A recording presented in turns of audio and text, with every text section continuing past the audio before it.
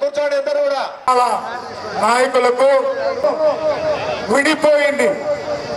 ఆ నేపథ్యంలో మొత్తం విద్యారంగం వినాశకర విధానాలు ప్రపంచ బ్యాంకు షరతులకు 2018లో మనం అనేక పోరాటాలు చేశాం.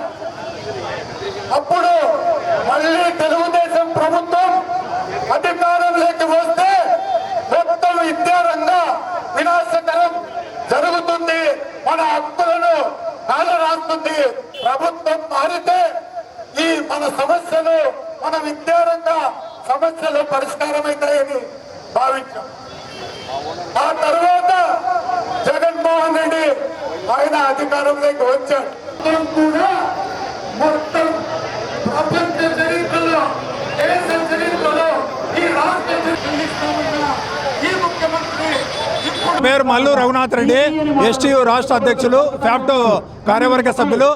మరి రాష్ట్ర ప్రభుత్వము 2 సంవత్సరాల ముందు అధికారంలోకి వచ్చే ముందు ఉద్యోగ ఉపాధ్యాయ కార్మికుల యొక్క సమస్యలన్నీ మాకు తెలుసు, అవన్నీ కూడా అధికారంలోకి వస్తానే పరిష్కరిస్తామని చెప్పి మేనిఫెస్టోలో హామీ ఇచ్చినటువంటి ప్రభుత్వము 2 సంవత్సరాలుగా కళ్ళబొల్లి కబుర్లు చెప్పడం తప్ప, అరకొర చెల్లింపులు చేయడం తప్ప ఏ సమస్య కూడా పూర్తి స్థాయిలో పరిష్కరించే పరిస్థితి లేదు.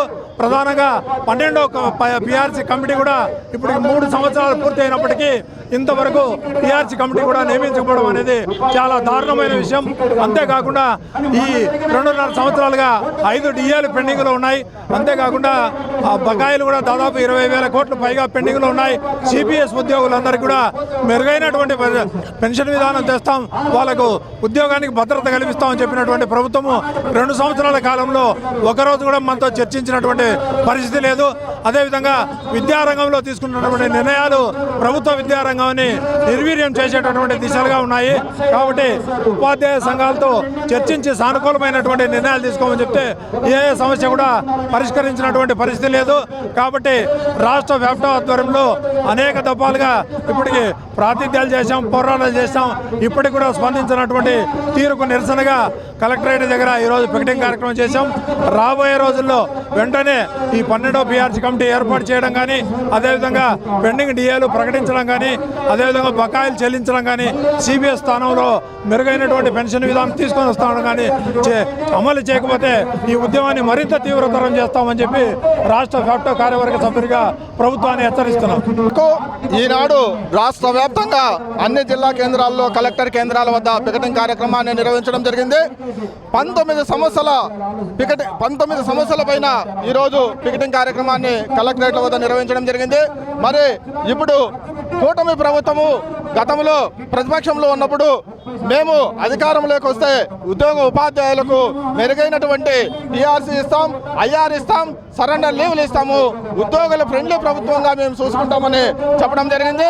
మరి ఈరోజు కూటమి ప్రభుత్వం ఏర్పడి 25 నెలలు అయినప్పటికీ కూడా ఈ 25 నెలల కాలంలో 4 డిఏలు ఇవ్వాలి, పిఆర్సీని కూడా ఇంప్లిమెంట్ చేయాల్సినటువంటి పరిస్థితి ఉండగా ఈ 2 సంవత్సరాల కాలంలో ఏకైక డిఏ, ఒకే ఒక డిఏ ఇచ్చి చేతులు దులుపుకునేటువంటి పరిస్థితి ఉంది.